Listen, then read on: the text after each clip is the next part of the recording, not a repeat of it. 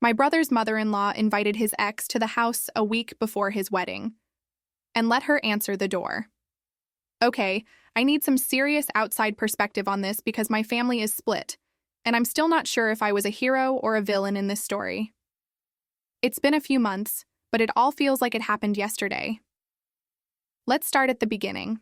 My brother Ivan is my whole world. After we lost our dad, it's always been him and me against everything. So when he met Lydia, it was like watching the sun come out after a lifetime of gray skies. She's incredible, smart, funny, and she looks at my brother like he hung the moon in stars.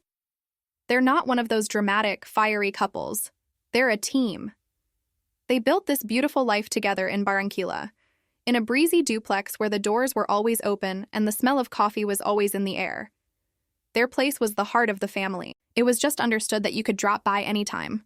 Uncles, aunts, cousins, me. Someone was always on their balcony, drinking a beer and listening to music, watching the world go by. It was that kind of home. Warm, welcoming, and safe. That's the part that kills me now. How easily that safety was shattered. The week before the wedding was exactly what you'd imagine. It was this beautiful, happy chaos. Lydia's wedding dress was hanging in a garment bag in their guest room, a secret we were all sworn to protect. Boxes of champagne flutes were stacked in the hallway. My mom and I spent an entire afternoon helping Lydia glue tiny ribbons onto little bags of coffee beans for wedding favors, our fingers sticky and our faces hurting from laughing so much. Ivan would just watch us, watch Lydia specifically, with this soft, dopey grin on his face that he got whenever she was in the room. I remember one night, just a few days before everything went to hell, I stopped by with some arepas my mom had made. The three of us sat on their floor, surrounded by seating charts and half-written vows, and just talked for hours. They were so excited, not just for the party, but to be married, to make it official. Ivan talked about how he couldn't wait to see her walk down the aisle, and Lydia teared up, saying she'd known he was the one since their second date. It was so pure, so real. It felt like we were in a bubble of perfect, untouchable joy. I was so happy for them, it felt like my own heart was going to burst. I was finally getting a sister, and my brother was getting the happiness he deserved more than anyone I know. I had no idea that bubble was about to be violently popped. But looking back now, the cracks were already there. They were hairline fractures, easy to ignore when you're blinded by so much joy. The biggest crack was named Yolanda, my brother's future mother-in-law. On the surface, she's the perfect Colombian matriarch, always dressed to the nines, brings the best food to family gatherings, and talks endlessly about how proud she is of her daughter. But underneath that, there's this need for drama. She doesn't just enjoy it, she manufactures it. She calls it testing people. She believes that love isn't real until it's been put through some ridiculous high-stakes trial that she personally orchestrates. Early in their relationship, she innocently invited one of Lydia's old male friends from university to a family dinner without telling anyone, just to watch how Ivan would react. She later told Lydia it was a test to see if Ivan was the jealous type, or if he was secure enough for her daughter. It was twisted, but Lydia just sighed and said, "That's just my mom." The other crack, the one we all pretended didn't exist, was Dahlia. To call her Ivan's ex-girlfriend feels too simple. She was more like a natural disaster that he barely survived. Their breakup wasn't just sad, it was catastrophic. It hollowed him out. For a year, my brother, the guy who was the life of every party, was just a shell. He lost weight. He stopped smiling. He'd just sit and stare at a wall for hours. Dahlia didn't just break his heart. She shattered his trust in everything, including himself. Her name became a forbidden word. We literally never said it. It took him years to piece himself back together, and Lydia was the one who finally gave him the glue. She taught him how to trust again, how to laugh from his belly, how to be the Ivan we all thought we'd lost forever. So you can imagine the cold dread I felt whenever Yolanda, the drama stirrer, would bring up Dahlia, the forbidden name. It was never direct. It was always a sly little comment dropped into an otherwise normal conversation.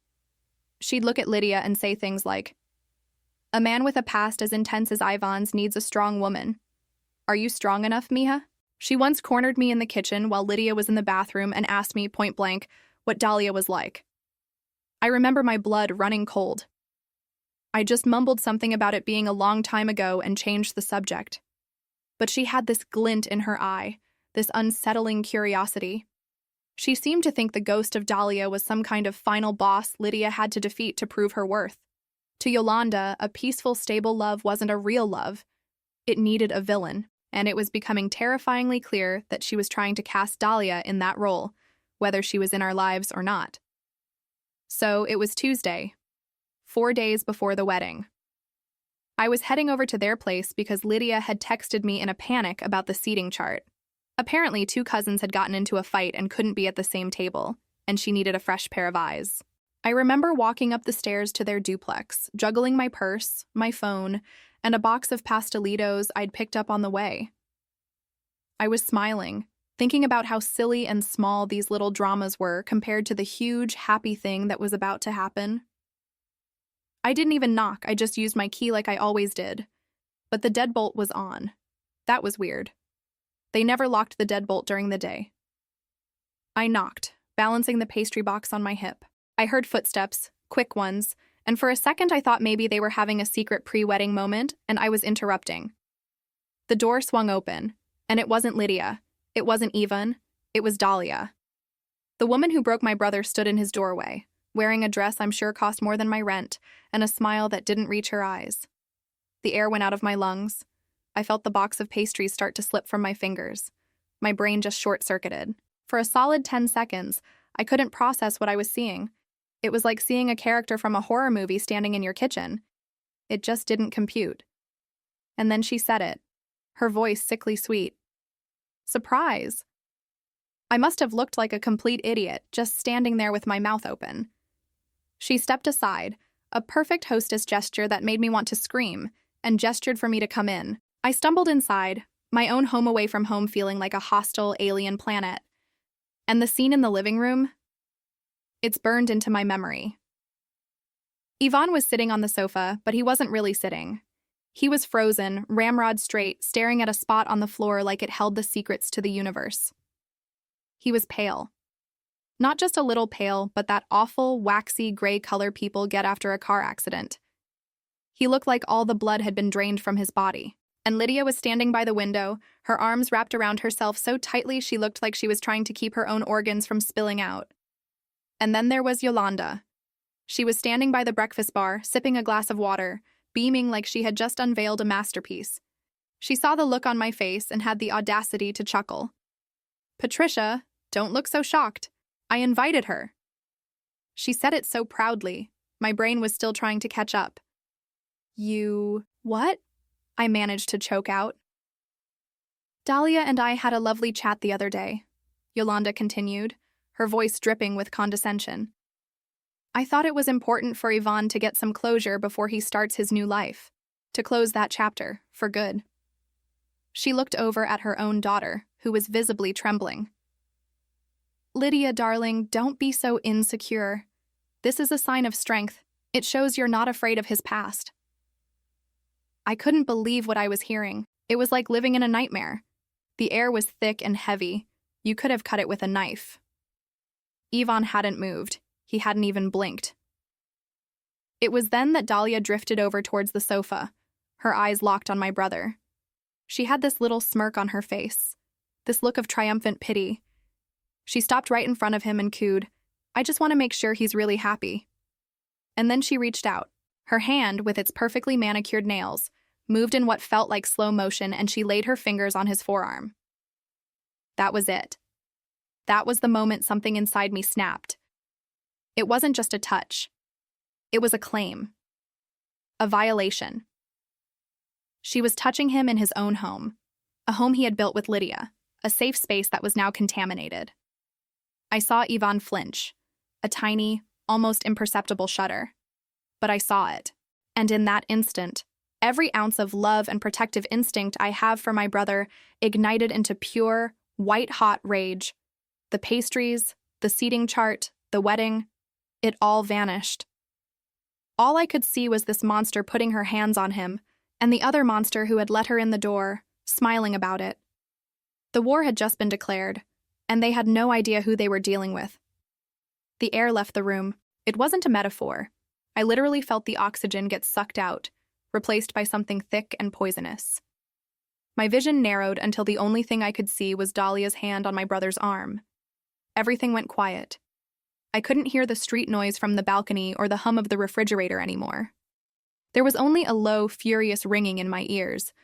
Every cell in my body was screaming one single primal command: get her out. I had this flash, a vivid, violent daydream of grabbing her by her silky, expensive-looking hair and dragging her out the door, then turning to Yolanda and doing the exact same thing. I wanted to physically purge them from this home, to scrub the walls clean of their presence. I finally dropped the box of pastelitos. It hit the tile floor with a dull, pathetic thud. The sound seemed to break the spell for everyone but me. Lydia flinched and finally looked at me, her eyes wide and pleading, begging me to do something? Or maybe begging me to do nothing. I couldn't tell. Ivan, my brother, my rock, finally blinked. He pulled his arm away from Dahlia's touch with a jerk so violent it looked like he'd been burned, but he still didn't speak. He just stared at the spot on his own arm where her fingers had been, like he was looking at a snake bite, watching the venom spread. He was gone. The happy, confident man who had been planning his future a few days ago had vanished, and in his place was the ghost I hadn't seen in years.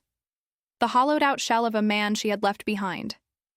The silence that followed the pastry box falling was somehow worse than before. It was a loaded, suffocating silence. Lydia was frozen in a terrible limbo between her partner and her mother, her face a mask of horrified indecision. Yolanda, on the other hand, just raised a perfectly sculpted eyebrow, a silent critique of my clumsiness, completely unbothered by the emotional carnage she had unleashed. They thought they were in control. They thought this was just another little test. But in that moment, as I looked at my brother's shattered face, the white-hot rage inside me started to cool. It didn't disappear. It solidified. It turned into something cold, hard, and heavy in the pit of my stomach. A cold, terrifying clarity washed over me. This wasn't just Yolanda being a meddling mill-to-be. This wasn't a misguided attempt at closure. This was a strategic attack. This was a calculated move to poison their marriage before it even began, to plant a seed of doubt and insecurity so deep it would never be uprooted. This was a declaration of war. And Lydia, bless her heart, was a peacekeeper. She would try to smooth this over. She would make excuses for her mother. She would beg us all to just move on for the sake of the wedding. But I knew, with a certainty that chilled me to the bone, that moving on wasn't an option. You don't ignore an invading army because it's inconvenient. You fight back. In that suffocating silence, standing over a box of crushed pastries, I made a decision. I wasn't going to let them get away with it. I didn't know how yet, but I knew I would find a way to burn this whole scheme to the ground. This was not a storm to be weathered. This was a sickness to be cut out. I don't remember Dahlia and Yolanda leaving. I think I just stood there, staring at them with so much hate that they finally withered under the force of it. My voice, when it came out, was a low, gravelly thing I didn't recognize. Get out. Yolanda opened her mouth to say something, probably another one of her twisted justifications, but I cut her off. Get out of his house. Now. They left. The door clicked shut behind them, and the three of us were left in the wreckage. The silence they left behind was worse than the confrontation. Lydia, finally unfrozen, rushed to Ivan's side, trying to coax him back from wherever he'd gone. Mi amor, talk to me. It's okay. They're gone. But he just kept staring at his arm. Lydia then turned to me, her face pale and streaked with tears. She immediately went into damage control mode, the mode of a daughter who has spent her entire life managing her mother's chaos. She's just, you know how she is. She thinks this is helping, she's crazy, she doesn't understand. I just looked at her. Don't, I said, my voice still cold. Don't you dare make excuses for her. Not for this. That's when she started begging. And this, honestly, was the part that broke my heart more than anything. She came over and grabbed my hands. Her own were freezing cold. Patricia, please, she whispered, her voice cracking. Please, just let it go. For me. It's 4 days until our wedding. If you make this a thing, she'll ruin it. She'll find a way to make the whole day about her, about this fight. We can deal with her after we're married. Please, Patty. Don't do anything. Her plea hung in the air between us. I looked over at my brother, who was still a million miles away, and then back at the woman he loved, who was asking me to swallow a vial of poison and pretend it was water. My need for justice, for his protection, was slamming up against her desperate need for peace. I felt like a monster for even thinking about defying the bride 4 days before her wedding. I wanted to give her what she wanted. I wanted to see her happy, but the image of Dahlia's hand on my brother's arm was seared into my brain. Letting it go felt like letting them win. It felt like agreeing that this was okay. I couldn't promise her that. I just mumbled something about needing air and left, leaving the crushed pastries on the floor. But I couldn't let it go. I went home, but I couldn't sit still. I felt like a traitor to Lydia, but a bigger part of me felt that staying silent would be a betrayal to my brother and to the marriage they were about to build. This wasn't just a test. My gut was screaming that it was something more. So I started digging.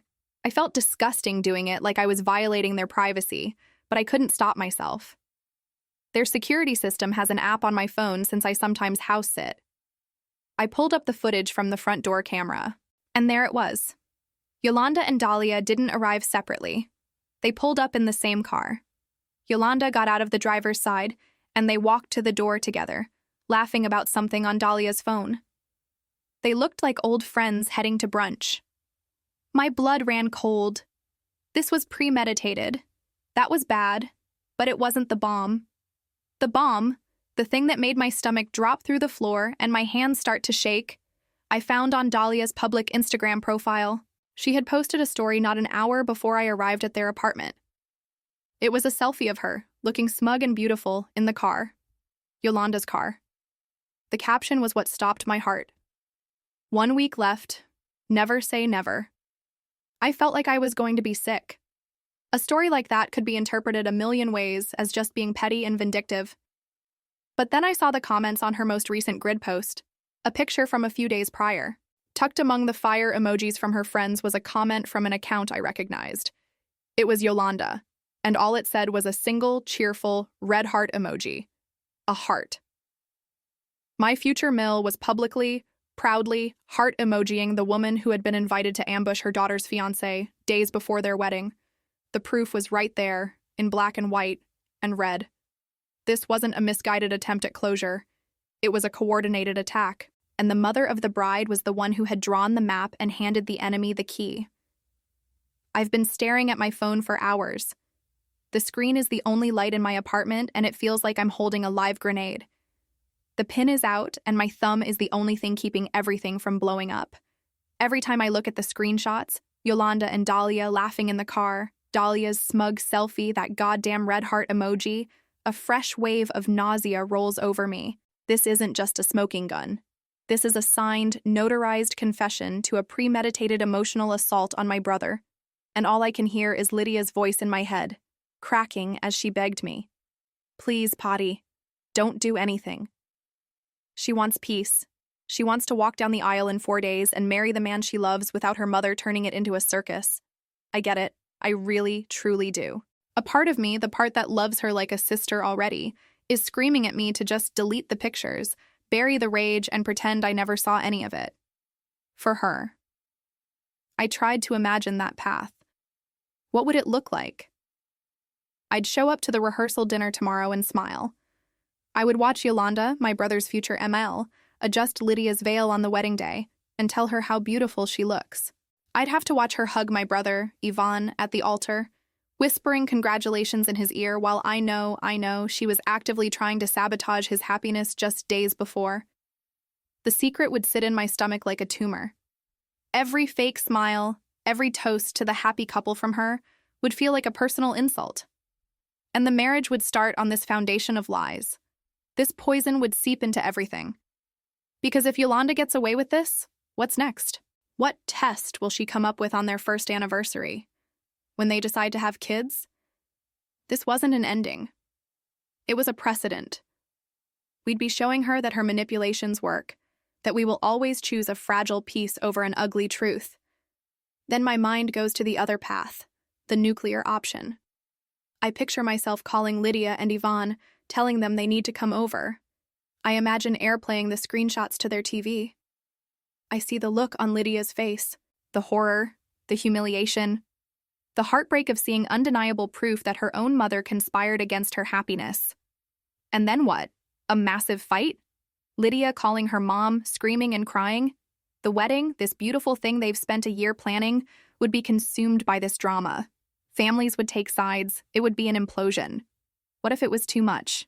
What if Lydia, caught between her mother and her fiancé, couldn't handle it and called the whole thing off? I could be the person who ruins my own brother's wedding. The thought makes my blood run cold.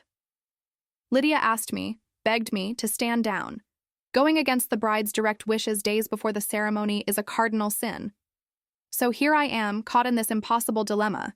Am I being a protective sister, or am I just being a destructive force?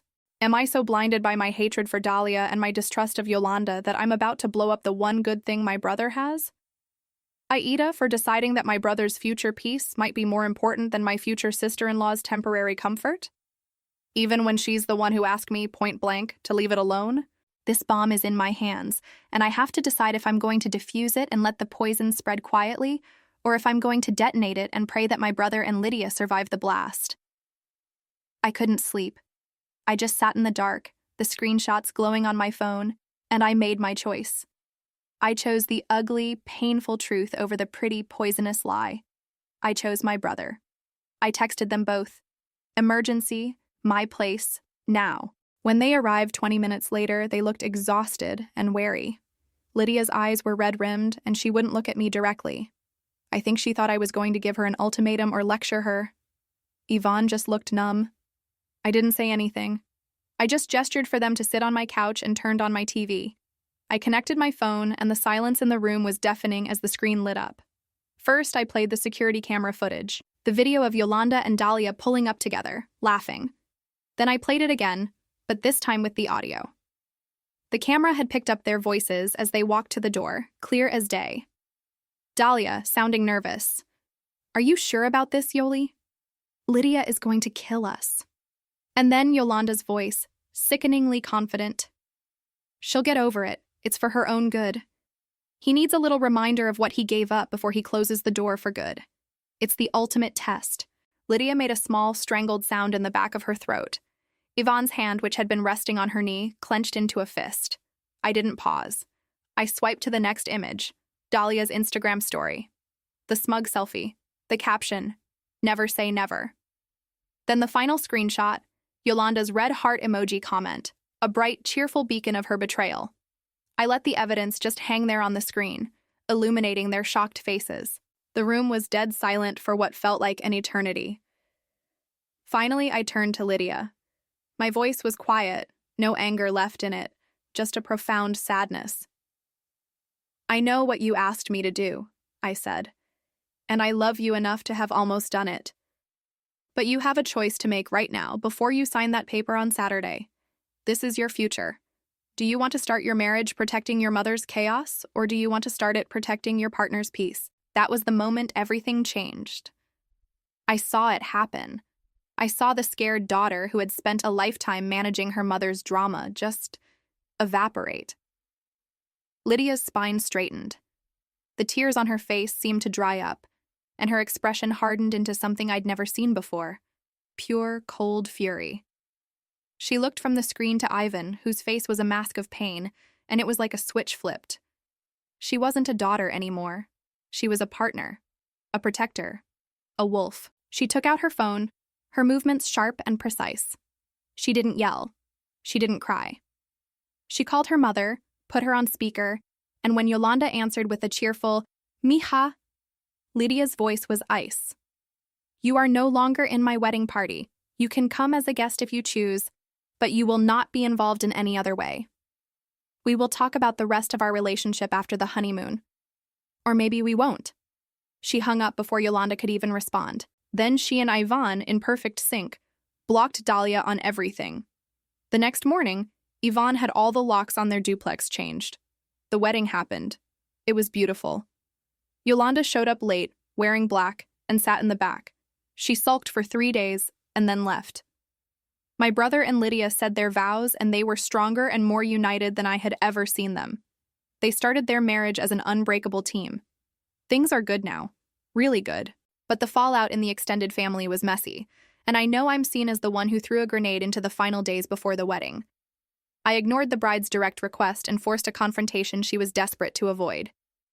So I have to ask you, Reddit, Aida, for ignoring the bride's pleas and exposing my brother's future mother-in-law's scheme to sabotage their wedding just 1 week before the ceremony?